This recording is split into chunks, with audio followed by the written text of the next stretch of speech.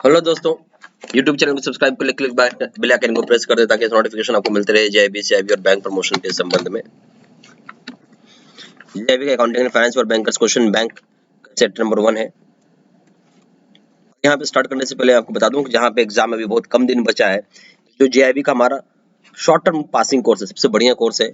कम समय में आप कोर्स को खत्म कर सकते हैं। इवन आपके पास 24 घंटा है तो भी ये कोर्स करके आप पास कर जाएंगे, ठीक है। दूसरी तरफ पे आपको short term plus in depth video दोनों मिल जाएंगे। शॉर्ट टर्म कोर्स भी हो गया और प्लस अगर आपके पास समय ज्यादा पे इन डेप्थ वीडियो भी यूज कर सकते हैं, ठीक है। दोनों जगह वीडियो लेक्चर कोर्स होगी, दोनों जगह केस स्टडी का वीडियो, दोनों जगह 13,500 का क्वेश्चन बैंक, दोनों जगह 30 मॉक टेस्ट, दोनों जगह रिवीजन नोट्स हैं। यहाँ एक अंतर है, वैलिडिटी 6 महीने का है, यहाँ वैलिडिटी लाइफ लॉन्ग है। यहाँ पे प्रिंसिपल्स करते दाम है 600 रुपये, प्रिंसिपल से करेंगे दाम 1200 रुपये, अकाउंटिंग करेंगे दाम 800 रुपये, अकाउंटिंग करेंगे दाम 1500 रुपये, दाम लीगल का 600 रुपये, दाम लीगल का 1200 रुपये, कॉम्बो पे करेंगे दाम में 3000, सॉरी कॉम्बो पे करेंगे दाम में 1500 रुपये, दाम में 3000 रुपये। ज्यादा जानकारी के लिए फोन भी कर सकते हैं या फिर मैंने इसी वीडियो में डिस्क्रिप्शन बॉक्स में डिटेल्स भी अपना वेबसाइट का डाला हुआ है, ठीक है। चलिए स्टार्ट करते हैं। सबसे पहला सवाल, cases where a customer categorized as low risk expresses inability to complete the documentation requirements on account of any reason that bank considers to be genuine, the bank shall at his opinion complete the verification of identity of the customer within a period of dash months from the date of establishment of relationship। अब क्या बोलता है, ये वैसा case है जहां पे customer को कैटेगराइज किया गया लो रिस्क का कस्टमर है, ठीक है। और कस्टमर ये बता रहा है कि उसके पास अभी डॉक्यूमेंट देने में वो असमर्थ है, जो रिक्वायर्ड डॉक्यूमेंट अभी नहीं दे पा रहा है। कोई भी इसका एक रीजन होगा और वो रीजन जेन्युइन है, तो बैंक के पास एक ऑप्शन होता है कि वो वेरिफिकेशन जो है कस्टमर के आइडेंटिटी का, वो कितने समय के अंदर या कितने महीने के अंदर वो कंप्लीट करेगा जिस डेट से उसका रिलेशनशिप बैंक के साथ बनता है। पहला ऑप्शन है 1 महीना, दूसरा ऑप्शन है बी ऑप्शन है 2 मंथ, सी ऑप्शन है 3 मंथ, डी ऑप्शन है 6 मंथ। सही ऑप्शन क्या हो जाएगा इस केस में, डी ऑप्शन हो जाएगा 6 मंथ, ठीक है। Number 2, in case of an individual customer who does not possess either any of the OVD or the documents applicable in respect of simplified procedures and desires to open a bank account। पहला बात तो समझिए कि कोई एक individual है, उसके पास किसी तरह का ओवीडी, ओवीडी मतलब क्या, तो ऑफिशियल वैलिड डॉक्यूमेंट नहीं है, या फिर डॉक्यूमेंट जो एप्लीकेबल होती है सिंप्लीफाइड प्रोसीजर में अकाउंट को ओपन करने के लिए वो नहीं है, और वो चाहता है बैंक में अकाउंट ओपन करना। अब ए ऑप्शन क्या है, he can not be allowed the bank account, ठीक है, उसको बैंक अकाउंट ओपन करने नहीं दिया जाएगा। बी ऑप्शन है he can open a small account, वो स्मॉल अकाउंट ओपन कर सकता है बैंक के साथ। सी ऑप्शन है he can open a basic saving bank deposit account, वो चाहे तो basic saving bank deposit account open कर सकता है। डी ऑप्शन है he can open saving account with chequebook and cheque collection facility, वो चाहे तो सेविंग बैंक अकाउंट को ओपन कर सकता है चेकबुक फैसिलिटी के साथ, बिना चेकबुक फैसिलिटी के साथ, ठीक है, और चेक कलेक्शन फैसिलिटीज पे, यानी वो सेविंग अकाउंट ओपन हो जाएगा बट बिना चेकबुक की होगी और चेक कलेक्शन कर सकता है, ठीक है। जो चेक उसके अकाउंट में पेमेंट होगा वो कर सकता है, रिसीव करके अपने अकाउंट में क्रेडिट कर सकता है, ये हो गया चेक कलेक्शन फैसिलिटी। तो सही आंसर क्या हो जाएगा, इसका सही ऑप्शन हो जाएगा बी। अगर आपके पास customer valid official valid document यानी ओवीडी नहीं है तो उसको हम लोग स्मॉल अकाउंट ओपन करवाते हैं, ठीक है, बी ऑप्शन हो जाएगा। Question number 3, a small KYC allowed to be opened by a customer as per KYC procedures can be allowed. बोलता है छोटा सा एक स्मॉल अकाउंट को ओपन किया जा सकता है कस्टमर के रिक्वेस्ट के हिसाब से, और उसमें केवाईसी का प्रोसीजर आप कब तक कर सकते हैं। एक ऑप्शन है A option up to 3 months, B option up to 6 months, C option up to 1 year, D option up to 2 years. तो जब आप स्मॉल अकाउंट ओपन करवाते हैं नेचुरल सी बात है, इसमें आपको 1 साल का समय रहता है, 1 साल में के अंदर आपको केवाईसी प्रोसीजर कंप्लीट कर लेना है। 3 का सी हो जाएगा। Number 4, under KYC, a system of periodic review of risk categorization of accounts with such periodicity being at least once in dash shall be put in place। बोलता है जो KYC के अंदर में जो सिस्टम है पीरियोडिक रिव्यू करने का रिस्क कैटेगराइजेशन ऑफ अकाउंट्स का, उसकी क्या पीरियोडिसिटी होती है, कम से कम वो करना होगा आपको, कम से कम है मतलब मिनिमम, आप कितने समय के अंदर KYC का पीरियोडिसिटी के अंदर आप रिव्यू करेंगे रिस्क कैटेगराइजेशन, कम से कम है, मिनिमम है। ए ऑप्शन हो जाएगा आपका 3 मंथ्स, बी ऑप्शन हो जाएगा 6 मंथ, और आपका सी ऑप्शन हो जाएगा 1 मंथ 1 ईयर, डी ऑप्शन हो जाएगा 2 ईयर। सही ऑप्शन हो जाएगा 1 ईयर के अंदर अंदर, सॉरी 6 मंथ के अंदर अंदर आपको रिस्क कैटेगराइजेशन को रिव्यू कर लेना है, ठीक है। रिस्क कैटेगराइजेशन का रिव्यू कब करना है, केवाईसी के अंदर 6 महीने के अंदर अंदर, ठीक है।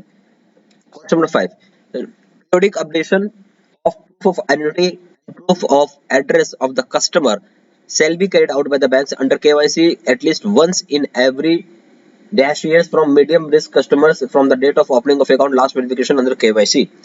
बोलते हैं जो पीरियोडिक रिव्यू करना पड़ता है खास करके प्रूफ ऑफ आइडेंटिटी का और प्रूफ ऑफ एड्रेस का कस्टमर का, वो बैंक अपने साइड से कैरी आउट करती है केवाईसी के दायरे में रखी हुई। केवाईसी का कानून है कि आपको रिस्क कैटेगराइजेशन चाहे लो रिस्क हो, मीडियम रिस्क हो, हाई रिस्क हो, उसके हिसाब से आपको यहाँ पे proof of identity proof of address को वेरीफाई करना होता है। और साल में आप कितने बार और आपको कितने बार करना है, अगर आप मतलब कितने साल में आपको करना होगा, सवाल क्या था कितने साल में करना होगा मीडियम रिस्क कस्टमर है तो, जिस डेट से अकाउंट ओपन हुआ है या फिर लास्ट केवाईसी वेरिफिकेशन हुआ हो।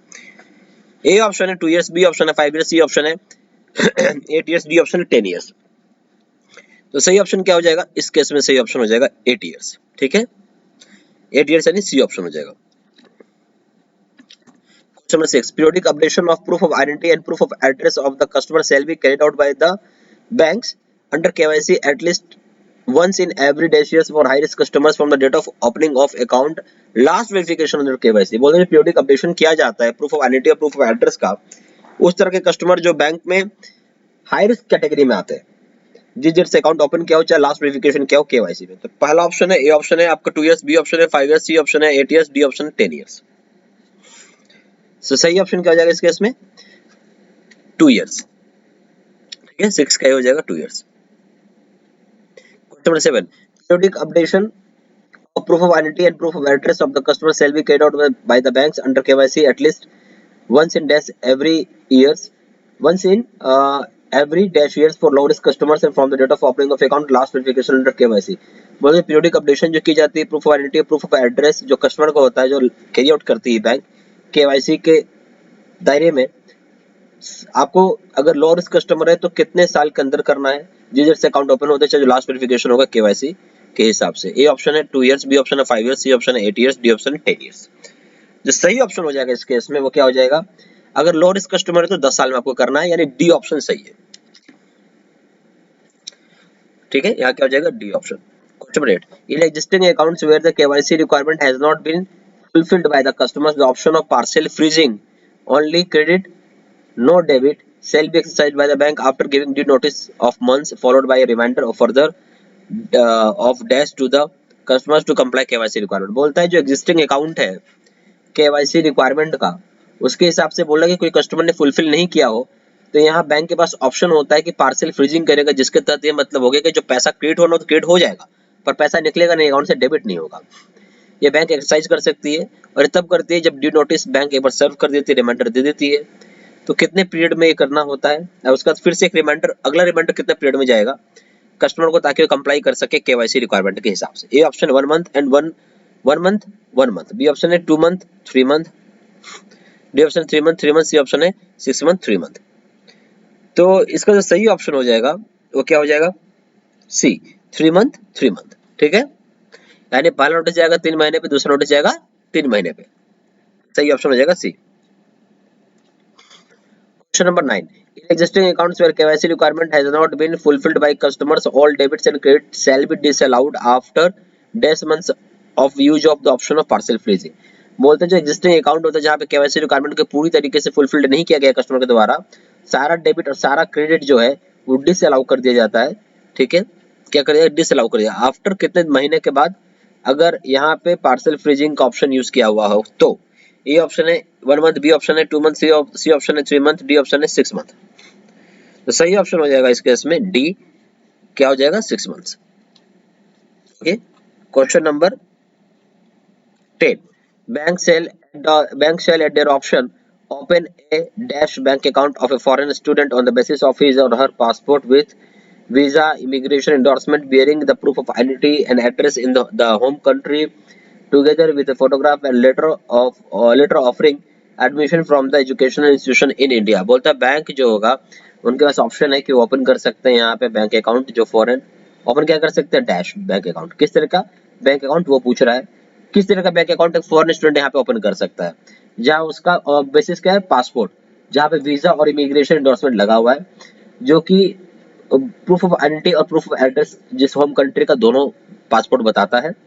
ठीक है, और लेटर ऑफरिंग जो एडमिशन का जिस एजुकेशन इंस्टीट्यूशन में है उसका भी उसके पास लेटर रहेगा। तो किस तरह का फॉरेन बैंक अकाउंट ओपन होगा इसका ये पूछा जा रहा है। ए ऑप्शन हो जाएगा resident saving bank account, B option हो जाएगा resident current account, C option हो जाएगा non resident ordinary account, C D option हो जाएगा any of the above account. सही ऑप्शन हो जाएगा नॉन रेसिडेंट ऑर्डिनरी अकाउंट। क्योंकि ये फॉरेन नेशनल का है ना, फॉरेन स्टूडेंट है, इंडियन स्टूडेंट नहीं है, ठीक है, इसलिए non resident ordinary account open होगा, एनआरओ अकाउंट ओपन होता है। Where banks open where banks open a bank account of a foreign student, a declaration about a local address shall be obtained within a period of dash days of opening of the account and said local address is verified।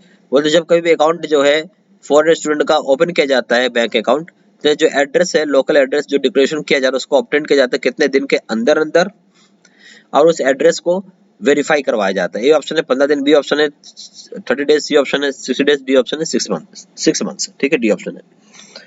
तो सही option हो जाएगा इस case में B हो जाएगा, यानी 30 दिन के भीतर भीतर जब अकाउंट ओपन होता है तो जो भी उसने लोकल एड्रेस दिया होगा उसको 30 दिन के अंदर वेरीफाई करवा देना होता है।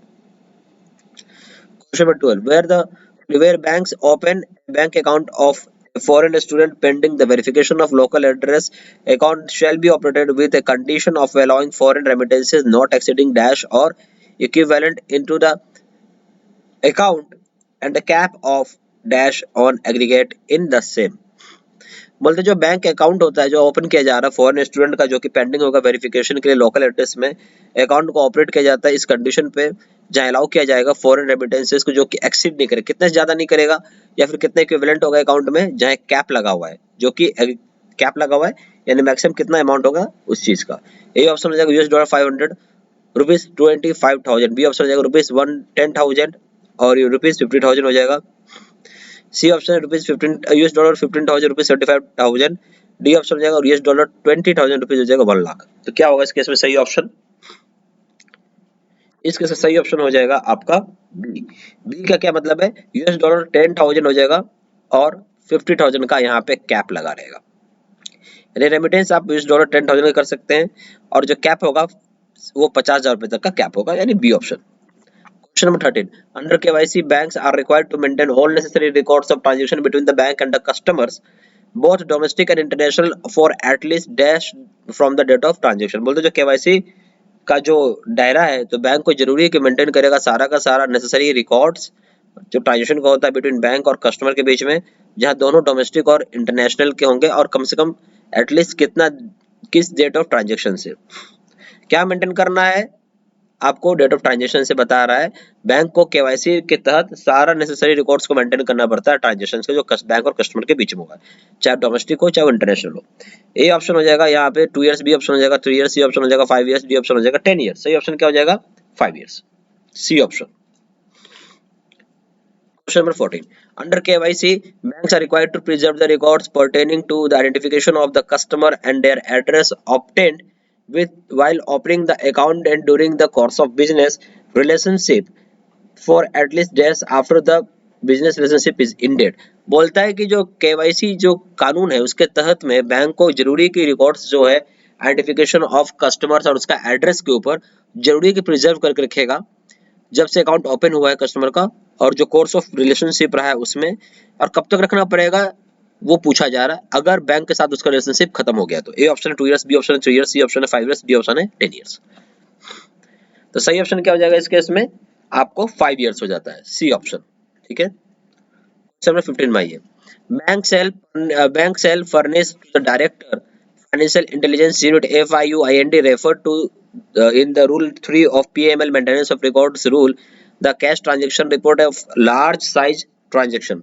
बोलता है बैंक को जरूरी है कि फर्निश करेगा रिपोर्ट डायरेक्टर को जो फाइनेंशियल इंटेलिजेंस इंडिया FIUIND बोलते हैं, रेफर किया जाता है। रूल नंबर 3 जो PML क्या है, prevention of money laundering act है, जहाँ मेंटेनेंस ऑफ रिकॉर्ड्स रूल है, तो कैश ट्रांजेक्शन का रिपोर्ट सब सुनिएगा ध्यान से, ये नॉर्मल ट्रांजेक्शन नहीं, कैश ट्रांजेक्शन की रिपोर्ट है, खासकर लार्ज साइज ऑफ ट्रांजेक्शन का वो कब रिपोर्ट किया जाता है। ए ऑप्शन है monthly basis within 7 days, B option है on a monthly basis within 10 days, C option है on a monthly basis within 15 days, D option है on a monthly basis within 20 days.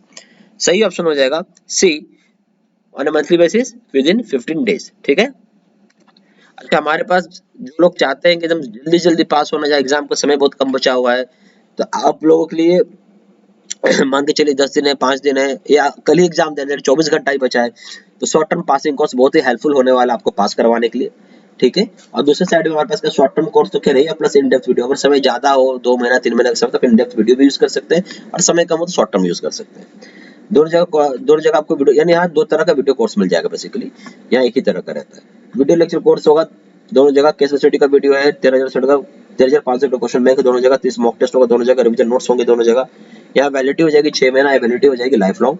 आप paper करो, principal का दाम है 600 रुपए, दाम है 1200 रुपए, अकाउंटिंग दाम है 800 रुपए, दाम है 1500 रुपए, लीगल का दाम है 600 रुपए, दाम है 1200 रुपए, कॉम पे का दाम है 1500 रुपए, दाम है 3000 रुपए।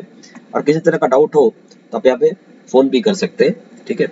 तो फोन नंबर दिया हुआ है, फोन नंबर हो जाएगा 4 टाइम्स 9 685 127, दूसरा नंबर है 7827546946। आप वेबसाइट में जाकर डायरेक्टली ऑनलाइन ऑर्डर प्लेस कर सकते हैं। वेबसाइट हो जाएगा www.jibcibstudymaterial.com, ईमेल आईडी हो जाएगा sidsinam123@gmail.com। ये सारी इन्फॉर्मेशन मैंने इस वीडियो के डिस्क्रिप्शन बॉक्स में भी डाल दी है, ठीक है। Thank you.